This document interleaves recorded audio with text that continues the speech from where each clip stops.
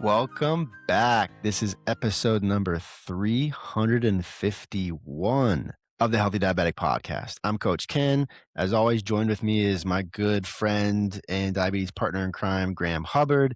If you don't know much about our story, we are two type 1s with over 50 years of lived diabetes experience. We talk about anything and everything diabetes on this show, and we hope to inspire you to really think differently about how you are managing your diabetes. Before we get started, please remember that nothing that you hear in this podcast should be considered medical advice or otherwise. Please always consult your medical team before making any changes to your diabetes management. Graham, how are you, my brother? I said I'm still a little clammy. Can you see the top of the sweaty? Graham had a we're on late today because Graham had to take care of a low. So we gave him the space to go do that. I think the clock was 1:56 and we start at 2 p.m. So I was like, just add exactly 10 minutes to what you're doing right now. Yeah. So I brought this up and you didn't, I don't know if you can relate or not. Sweaty lows. I've always gotten real sweaty. Yep.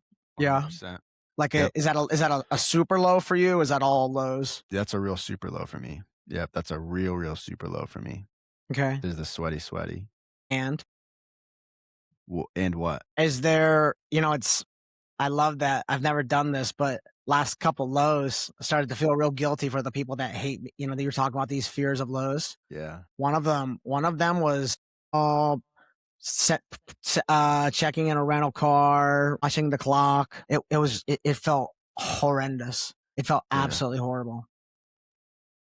Are there signals though that are like, all right, this is a little bit bigger than what I thought, and you might change your plan of attack? Or not really? Wait. And question B, when you answer this, question B is, how often do you just say, F it, I'm just gonna overindulge and take insulin for this later because I feel so crap? Yeah.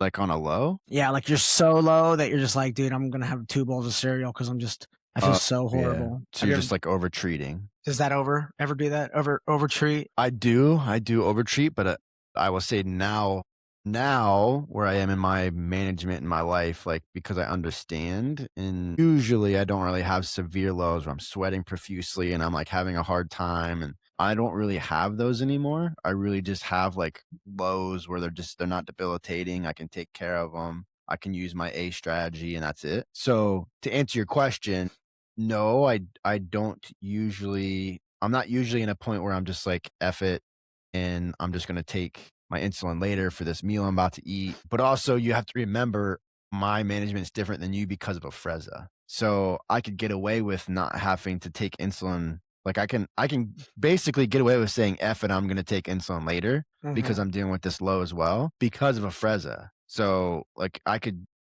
eat 60 grams of carbs and take insulin 20 minutes later and not have a problem, not have a real problem. They might spike a little bit, but the Afrezza is going to be able to react really fast and at least alleviate the spike. So it's just kind of, hovering off. I'm guessing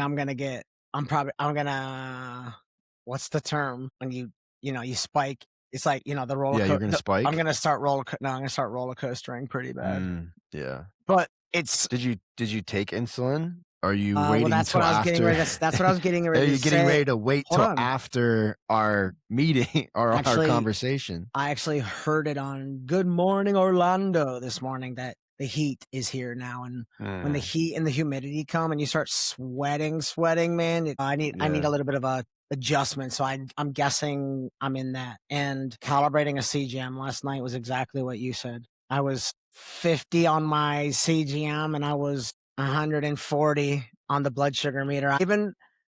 Dude, this is so diabetes. At 8 p.m., I said time out on dinner to the girls. And I said, well, or you keep eating. I'm going to Walgreens. I went to CVS and got a whole new blood sugar meter. Really? Yeah, dude. Okay. Can I make a plug real quick? I'm going to make a plug, everybody. Yeah. Here's my plug. I am telling you, because we all should still have glucometers, right? We should all still have. I had one. Yeah. Hold on. Let me just talk about this, right? So we all should. I'm setting the stage. We all need to have a glucometer. So if you're just using a CGM and you don't have a glucometer, some type of backup to test your blood sugar outside of a CGM, you need to get a glucometer. My favorite glucometer now right? I've been using the Contour Next forever, and I love that CGM. It's a great CGM. My or I'm sorry, Contour Next, not CGM, glucometer. My favorite glucometer now is called Hello Pip, right? Hello, Pip. So it's called Hello Pip. It comes in a blue case. It's super tiny, and not just. It's literally just like all other glucometers except for one thing: the lancets. The lancets, because of the technology, like you can't even feel the poke anymore. Like I never feel the poke, and and blood's coming out like crazy. So the good thing about them is they also have a safety. They have a safety feature too, because I don't know about you, Graham. I don't know how many times I've used a lancet and then like double accidentally pricked myself after I pricked myself, right? You So mean you change your Lancet every time? no, not every time, but when I would, sometimes I would like prick myself again, right? So they have a safety feature where the lancet, when you first use it, it pokes your skin, but then it goes back into the lancet and you can't get it back out. So there's no way to repoke yourself. Wow. Right. And that's good for recycling in the trash, not in the trash, but in a good recycling disposable thing. If you do throw in the trash, it's a little bit more safer as well because you don't have a needle poking out. But again, I like it because the size of it and because of the whole entire case is on one. Yeah. Where a lot of other glucometers, like you got to carry all the lancets in there, you got to carry the test strips in there, you got to carry everything, and you got this big bag. So yeah, Hello Pip is like my favorite, and you can buy it on Amazon for like literally $30-$40. Everything. Like lancets, test strips, and the monitor for like $30-$40. It's funny you're saying this. Do you know which is my favorite? Which one? The one that cost me $15 last night on a emergency whim. Yeah, And but then you still have to buy lancets for it. You still have to buy test strips for it. You still if you are buying more stuff, right? The original one will come with that stuff, but hold on. Go ahead. Ken coached me before the episode and said, "Quit cutting me off, Graham." And now listen to him cutting me off. I never all said the time. don't cut me off, Graham. You should hear Ken's abuse when he's talking me off. Listen, I have 3,000 strips for this. It's the One Touch Ultra. Yeah. All that I just needed. I just needed a One Touch machine. Yeah. It was $15, and even though the pharmacy was closed, I didn't know that I could do this. When I rang it up front, I was still able to use my HSA. Like the HSA identified it as a pharmaceutical thing, so it cost me $0. It was annoying, but I ran all the way to the pharmacy and back, and the CGM said 50, and I got back and it was 130, and I was like, dude, I told you. And it's just been totally wonky, probably until this crash that just happened. I could see the crash and feel the crash. I was like, all right, that's probably in line, but pretty close. I don't know why that's still the case, man, because they don't even require a calibration, bro. That was the other thing. I tried to calibrate it maybe 3 times, and on the third one, it was like, nah, we don't need this. Even though it was off by like 50. It was just said, there's a term, it says like calibration deny, couldn't take the calibration or whatever. Well, is it because you already did a bunch of calibrations? Regardless, when it's off by 60 or 70, it doesn't matter though, but it's not going to. When it's saying urgent low, and I'm fine, So. Well, mine said that last night. I had to rip it off. Like mine said the same thing. 3 straight hours. Wait, I had 4 days left. Early? I had 4 days left because it was 3 straight hours of alarms under 50 when I was not under 50. And then you get the fun low word, which means it's not even reading anything. It's too low to read. That's what it actually means, but even though you're not low. So alarms, literally for 3 hours. And I was like, I literally got up from bed. I was like, screw this. Or no, I'm sorry. I took my phone and I just stopped the CGM. I was like, I'm not even going to use a CGM right now because I knew that I was good because I hadn't eaten in like 4 hours. So I know I wasn't really fighting digestion. I had already taken my nighttime dose for my basal. I tested my blood sugar before I even went to bed and I was totally fine. So I knew I was fine. And then this morning when I woke up, I didn't have a CGM. I tested and I was 96. I was like, perfect. What do you think? Perfect. I'm not trying to sound dumb. I'm trying to have a discussion. What do you think is the biggest piece of technology, or what's the factor? What's the factor here that's causing? Like, I feel like we're kind of back to square one. Yeah. No, and I'm we're on not, the 15. And hold on. Go ahead. I'm on the 15 day.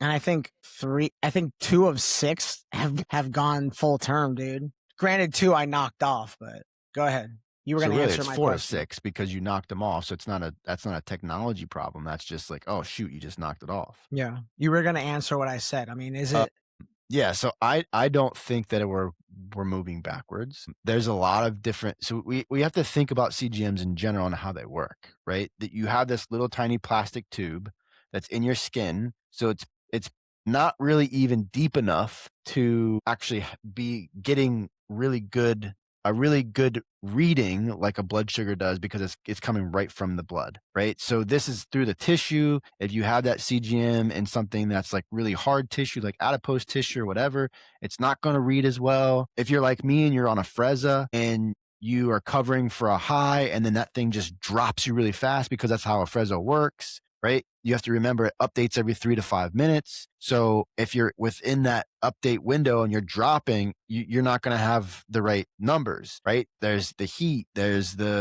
all kinds of variables. We'll just say that could affect the technology outside of the technology being faulty is kind of how I think about it. So me using a Freza trying to recover from a 200 and then it drops me really fast because I took a bunch of insulin to bring it back down, that really fast drop, the CGM can't keep up with that fast drop, right? So I understand that. But the faultiness of, hey, you get that error message, oh, we lost the signal, or you might have to wait up to 30 minutes. Cool, no problem. Usually kicks back on within 5 to 7, sometimes 10 minutes. Maybe it takes 30 minutes. I've never really seen it take 30 minutes to reconnect. But in a 3-hour window, something's going on. Something's going on. The technology, something is going on. You go too far away from your phone, right? I've gone too far away from my phone and now I've lost the signal. I did that today when I was working out. I left my phone in the office and I was too far away from it. So that happens. But the thing that we have to recognize those things that are beyond the technology's ability to recover from in like the short term. The problem is the technology should be good enough to recover in the, I would say, not long term, but like, within the next 10 to 20 minutes, which is why you get that error message when you lose a signal. Like, oh, hey, you might be without a reading for 30 minutes, but a lot of times it doesn't happen, right? If you put it in, you got a lot of blood. Like I've had that before, like a lot of blood underneath the adhesive. That might be a problem. So there's all these different variables that we have to think about of why the technology might not be working. My thing, to your point, if only 2 out of 6 are working and don't even get me to halfway or 3/4 of the way of the duration of how long that CGM is going to last, that's a problem. That is a serious problem. And that's what we are seeing right now, or at least that's what I'm seeing with my own experience and with experiences that I'm seeing other people talk about on social media, that these things aren't lasting. The technology is like not working the right way. It's not working the way it used to. And I'm not trying to be a skeptic, or I'm not trying to be like a conspiracy theorist about this, but it's challenging not to take like a stance of like, well, why isn't this working? This is stupid. What's the point of even having this thing on if only 2 out of 6 from your credit like is working? That's a serious problem. And Dexcom needs to fix this. They do. They need to freaking fix this. And it'd be the same thing for Abbott. Maybe the same thing for, the Eversense 365. They need to fix it because I'm sorry. Again, to your credit, what you've described is the fact that your CGM's off by 50 points. That's a big deal. If you don't have the awareness, if you didn't have the awareness in that moment to test your blood sugar, say to yourself, man, I don't even know if I trust this blood sugar meter that I have right now. I need to go get another one. And have the awareness and and the willingness to go to the pharmacy to get another one just to make sure that this is incorrect because you don't feel those symptoms. That's a problem. If you wouldn't have had that awareness, Graham, you would have treated for that 50 and then you would have been 250 for the rest of the night, 300. What? So this is the problem, I believe. Like this is the massive problem. I'm okay with the 10 to 15 milligrams per deciliter off. It sucks if you're 80 or you're 70, and you're 15 milligrams per deciliter off in the wrong direction on the low side, 100%. because now you're like, I'm 75. Why do I feel low? I'm 80. Why do I feel low when you're actually like 55 or 60, 65, right? That's a problem. But I'm okay with that. Then the alternative, which is what I was dealing with last week, which was multiple times within a 4-day period, my CGM was off by over 100 milligrams per deciliter. That is a problem. And it's also a problem because as diabetics, we've learned to trust what this number actually is. We make diabetes decisions off of what this number actually is. And if it's consistently off, in my case, by 100 milligrams per deciliter on multiple occasions, that creates distrust. What the fuck is the point of using a CGM if you don't trust it? What's the point? I mean, for me, that's the biggest thing that I have to constantly battle when I'm in these spurts where I have 2, maybe 3 CGMs that aren't working the way they're not supposed to. You start distrusting yourself. You start telling yourself, why am I even wearing this? Some people might even take a break, which sucks because that's not the right answer either, because these things really are life-saving. They really give us more flexibility, I believe, and more freedom to do what we want to be able to do, because I can literally look at my phone and say, okay, I believe that number or I don't believe that number. Hopefully, hopefully 9 times out of 10, you believe that number. And you can make an actual diabetes decision based off of that instead of pulling out my glucose monitor, putting a test strip in it, getting a Lancet. Okay, I got blood now. Okay, now I got to test my blood sugar. Now I got to wait 6 seconds, 5 seconds, whatever it is. Okay, there's my number. All right, now I got to take the test strip out. Now I got to dispose of the test strip. Now I got to dispose of the Lancet. Now I got to zip back my bag. That could be like a minute, 2-minute process. I gotta now take insulin because I'm high. I gotta take insulin because I'm actually, or I gotta take do a low treatment because I'm actually low. I mean, the power that we have the power that we have with the CGM is insane. But if we don't trust it because it's constantly inaccurate, or it's constantly not working, or the adhesive sucks, or whatever it is, that's a problem. When you're testing your blood sugar with test strips, what do you do with your used test strips? Right now, I put them back into the bag that I have, and then every couple of days I dispose of them in a actual disposable biodisposable bin. That's like, an actual like disposable bin that I get from Pureway. Have you ever, awesome. Man,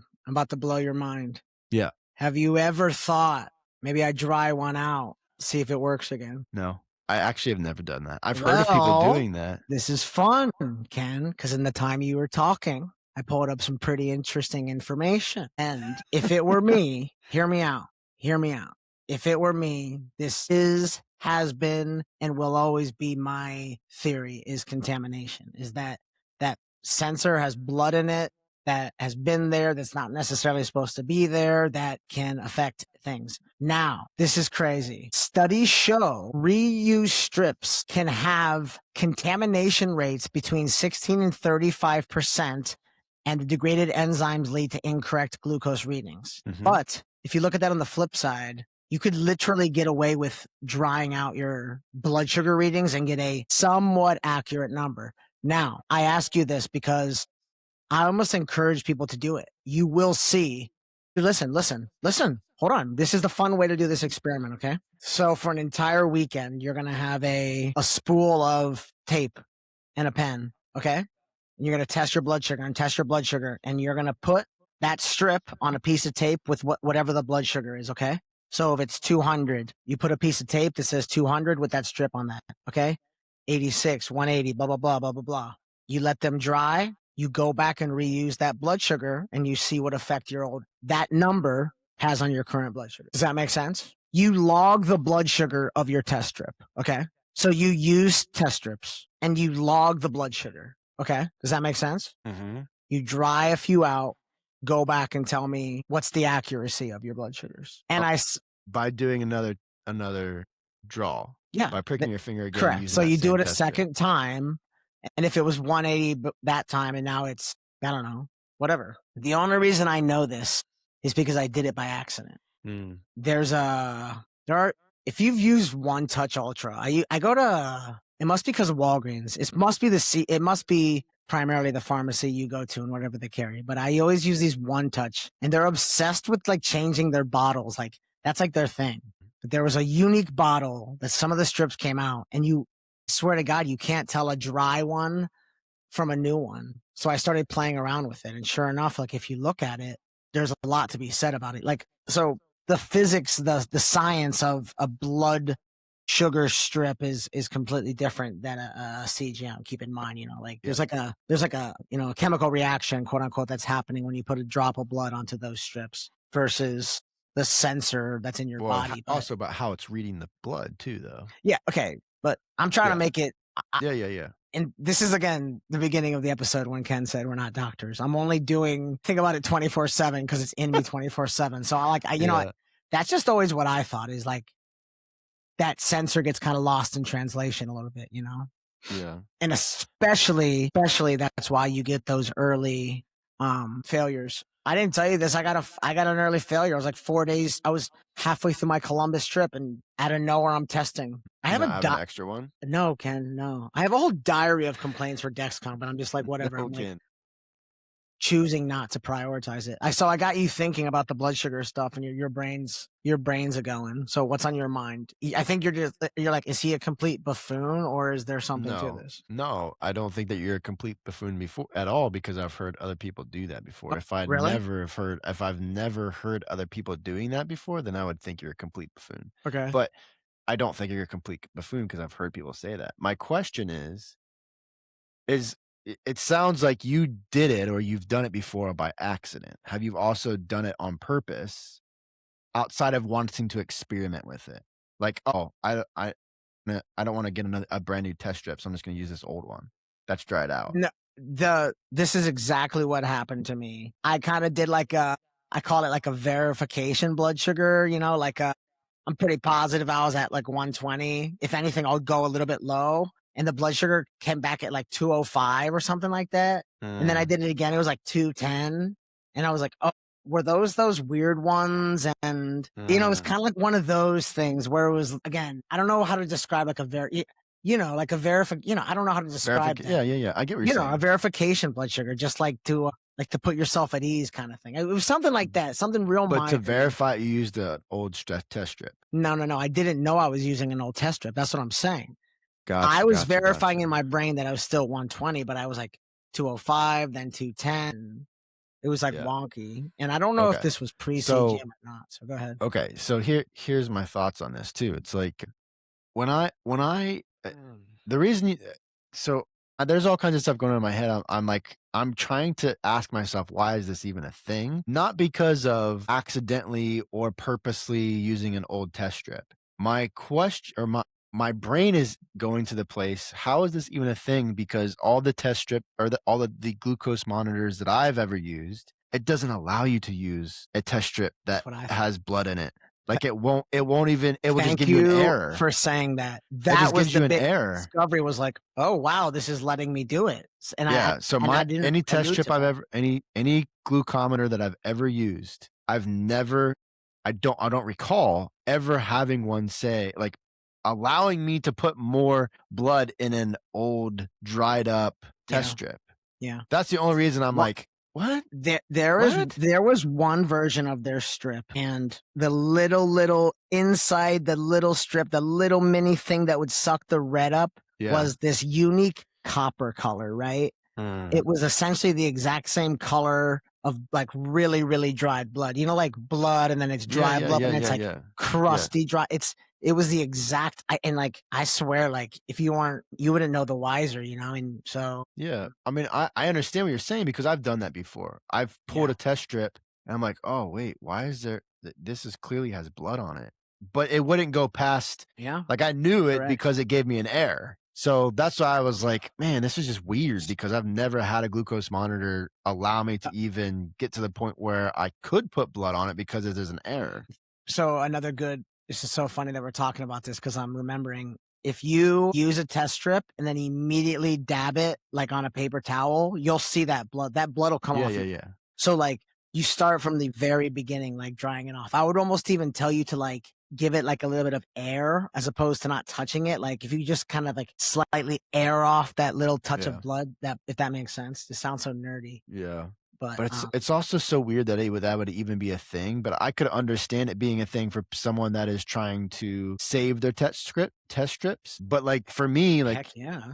my process is pull a clean test strip out of the bottle that doesn't I don't put old used test strips in that bottle. So I never am pulling out old test strips because they're always new test strips. So like that to me, that is like a thing of my process. And I'm like, how is it doesn't everybody do that? I'll tell Like you another where are you pulling your test strips from? Like a baggie of new and old test strips? Or how are you doing that? something you answered very differently is I purposely leave all my diabetic stuff and let's call it like a fanny pack for the simple reason that I've never in my life thrown away a test strip. I just throw it back in the fanny pack. Oh And then gosh. like, once a week, I just dump them all out into the trash can. Yeah.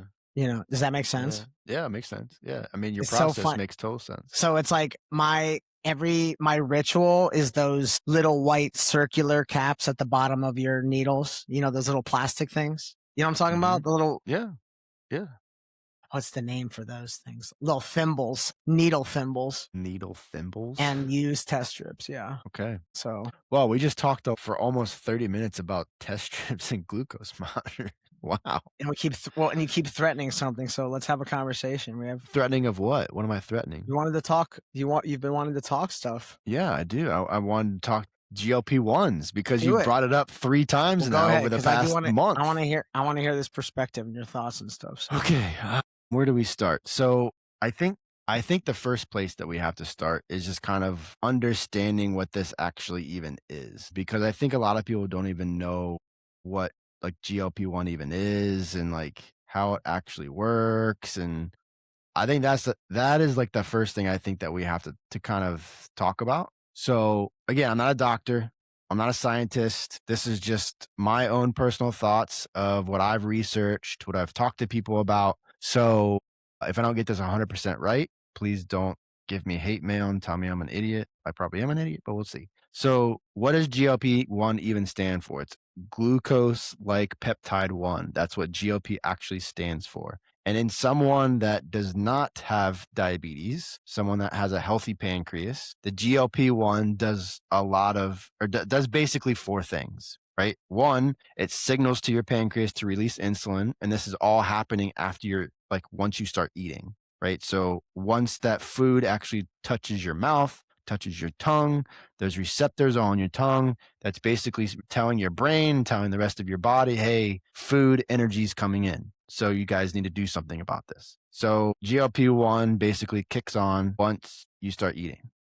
Okay. So it's in charge of signaling to your pancreas. It's in charge of blocking glucagon, which is what helps. It's, basically your liver's dumping glucose into your bloodstream. It blocks that, which is actually really cool when you think about Don phenomenon, because why is Don phenomenon a thing? Because when we have diabetes, that communication pathway is disrupted. So there's nothing telling your liver not to drop glucose into your bloodstream in the morning, which is why Down phenomenon is a thing. Okay. The third thing that it does is it slows digestion, which is the reason why these GLP-1 agonist drugs are having the benefit of weight loss, because it reactivates that in people that is in dysfunction, right? So it's going to slow digestion or help to start slowing digestion. It's also going to send signals to the brain that, it sends signals to the brain that communicates the whole process, right? So again,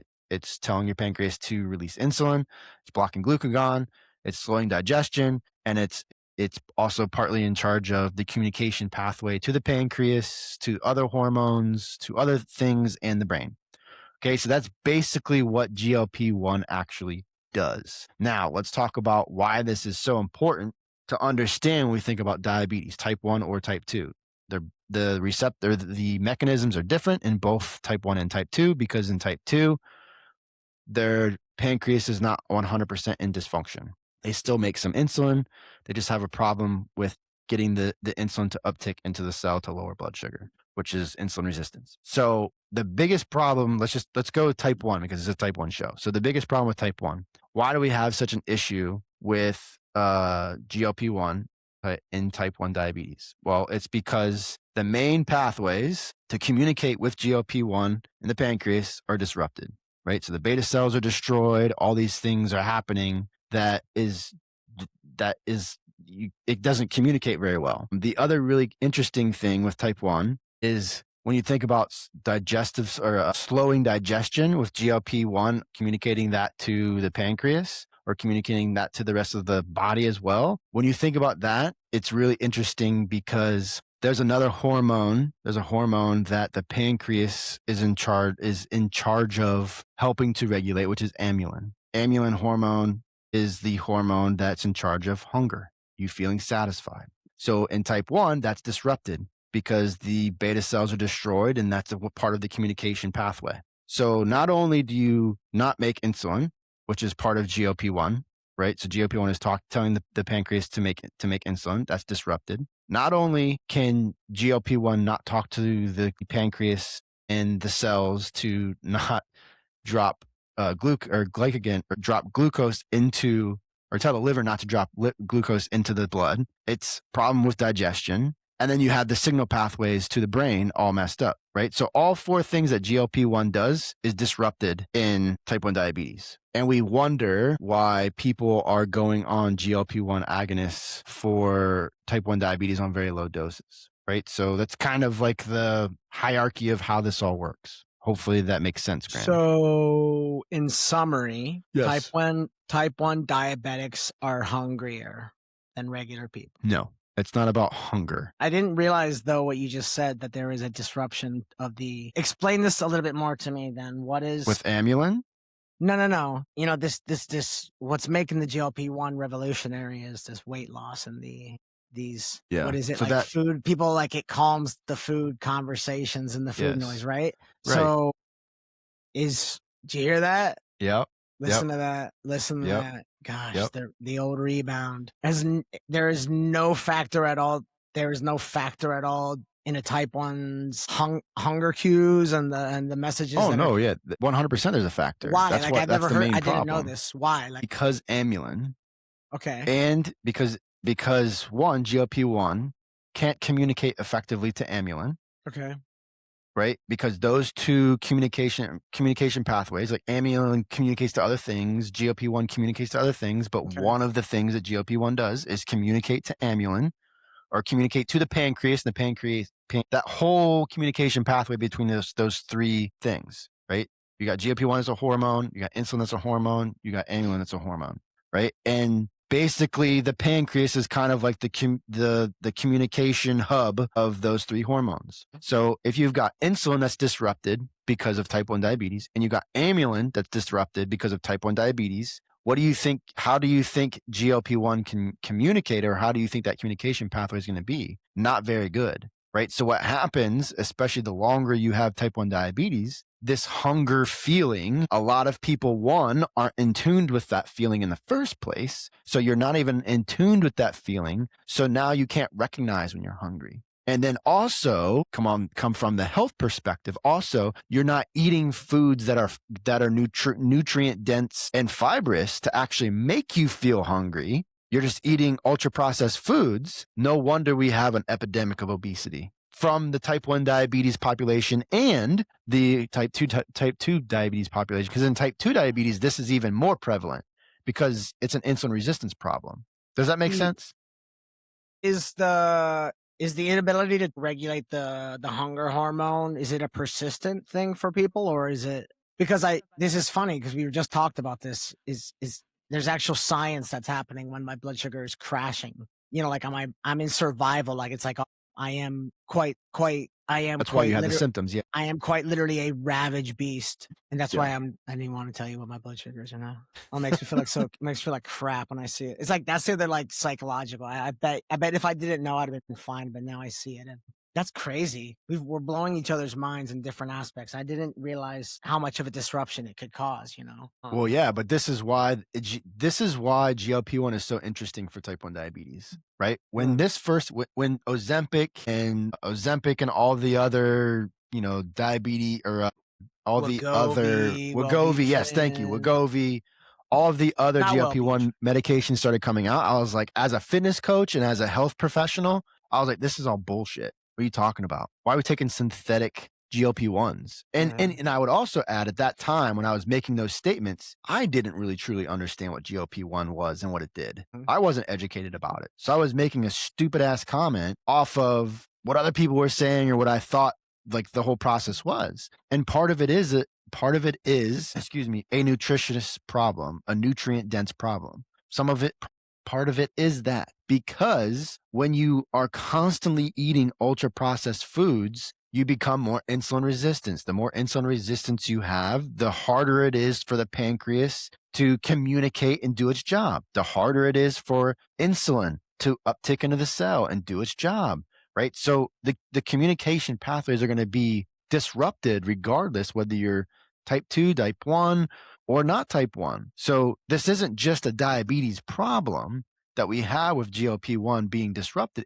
It is an insulin resistance problem. I think at the core of it, it is a health problem. It is the system not being able to uptake the right nutrients because we're getting all this bullshit crap foods. So for me, I think it's a very interesting thing to think about what I used to think about with GLP-1 to where I am now. Right now, I feel like I have mixed feelings. I have very mixed feelings because I see the potential of what it could be used for, what we should be using it for, and for the most part, we are using it for that, for helping the disruption of the communication pathways from GLP-1 to the pancreas. That's what we're basically using it for, right? My GLP, either the communication pathway is messed up, severed because of chronic disease, because of whatever, or the body is in such dysfunction because of lifestyle that GLP-1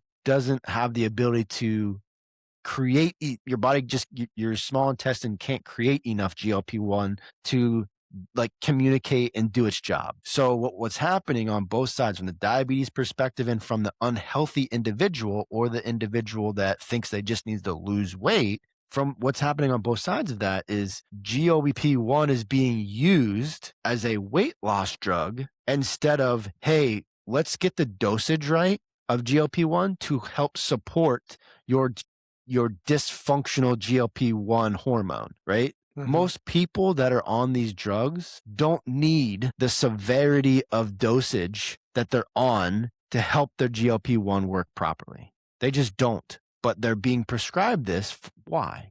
Because the more GLP-1 you're on, the more of this drug that you're on, the higher chances that you're going to lose weight fast because of all the other things that are benefits and not benefits, I would say, for how it works from the weight loss, on the weight loss side and from the hunger side, right? So if your GLP-1 is in dysregulation and one of its jobs is to slow digestion and also communicate with amylin to make sure your hunger cues are working the right way so you don't overeat food, if that's disrupted, of course, people are going to get fat and be overweight and unhealthy. Of course. But we're not looking at it in that aspect. We're looking at it as like, oh, I can take this GLP-1 and lose 20, 30 pounds. That's where the mixed feelings for me are.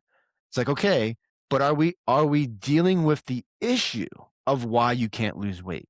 Because GLP-1 and insulin resistance could be the reason that you can't lose weight. It might not be because being overweight's in my family, which is bullcrap.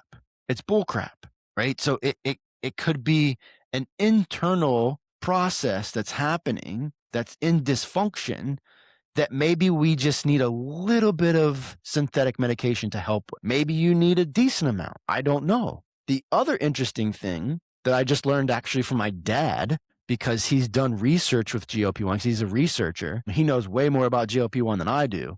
But the interesting thing is I asked him one time, is like, do we even test for this? And he's like, no. Even though there's a test, you can test for GLP-1, but it's very difficult. So that's the other thing is like, are we testing people's actual GLP-1? The hard part is because GLP-1 doesn't last very long. It has a very short lifespan, right? So when you take your GLP-1 and you're going to go test it, it's dead before you can before you can really go test Yeah. it.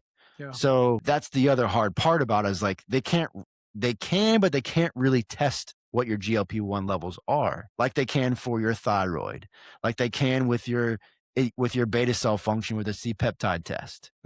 Right. So this is the other hard part about this. We're making assumptions based off of someone's look. That's it. Oh yeah, you look like you're overweight. Your BMI's high. So yeah, let's get you on a GLP-1. That'll help you lose some weight. Instead of, are you sedentary? Do you get enough sleep?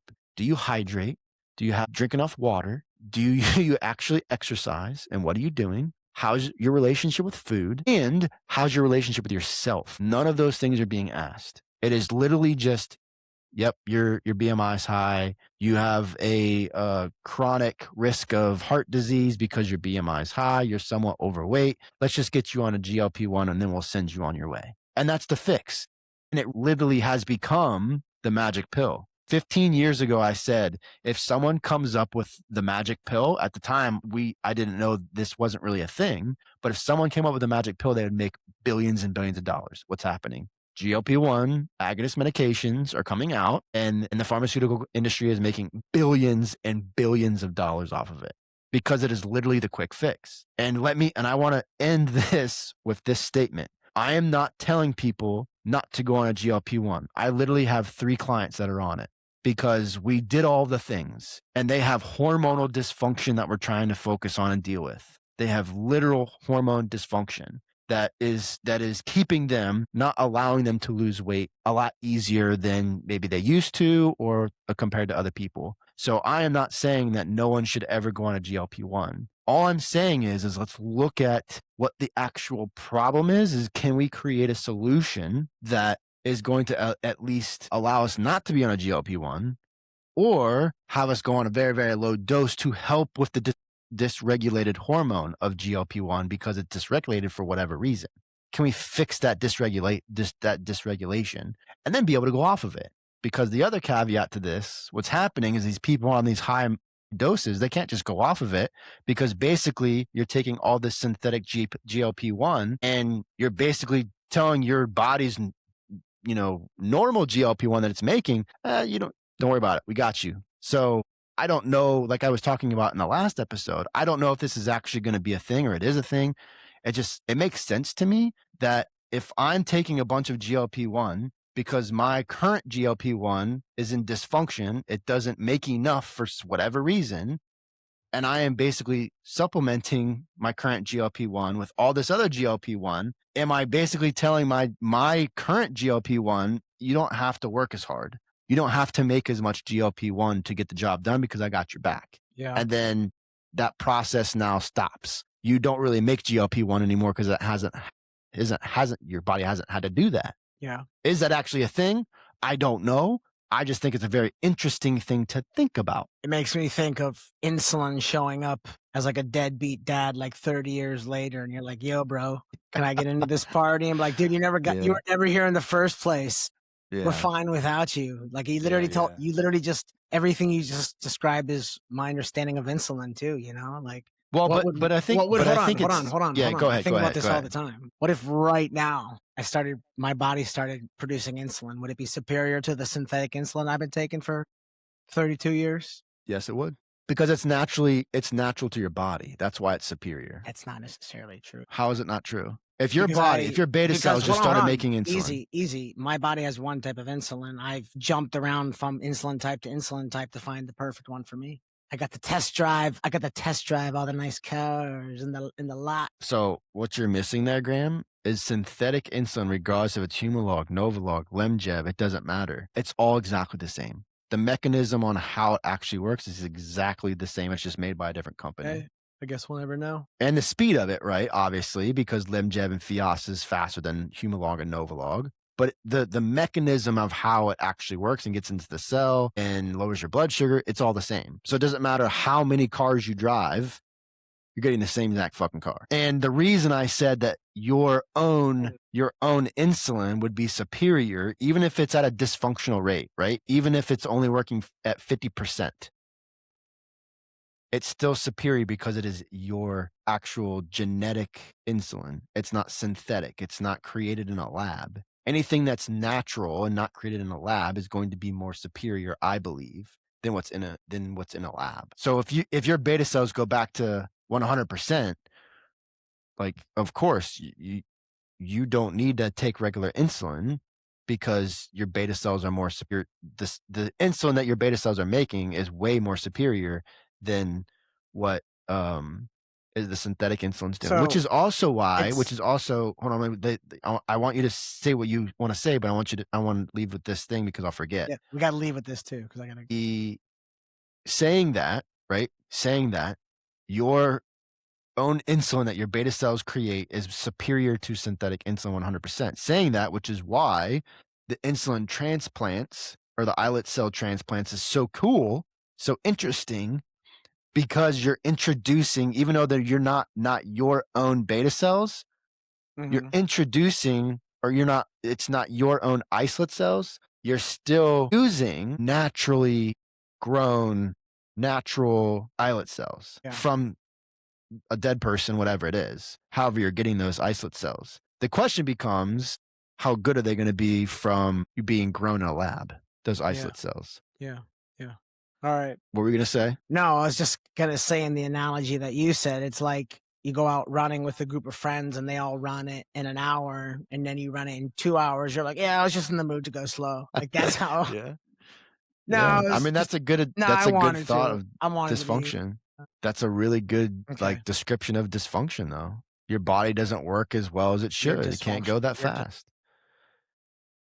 I know I'm very dysfunctional. all right.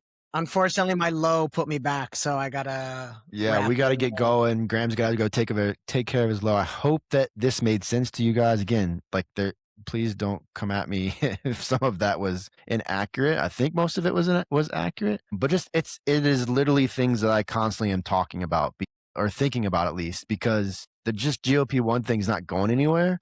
And I don't think it's our saving grace. I really don't. Maybe as type 1's taking a little bit of it because we do have hormonal dysfunction in our GLP-1 within our pancreas, all of the hormones that our pancreas help regulate. There are dysfunction in those hormones. But so I understand why some type 1's are getting on GLP-1s, but a very small dose. So, but I think that there needs to be more conversation around GLP-1 for people that have healthy pancreases. There needs to be more conversation. There needs to be more education on, are you doing all the things that you should be doing?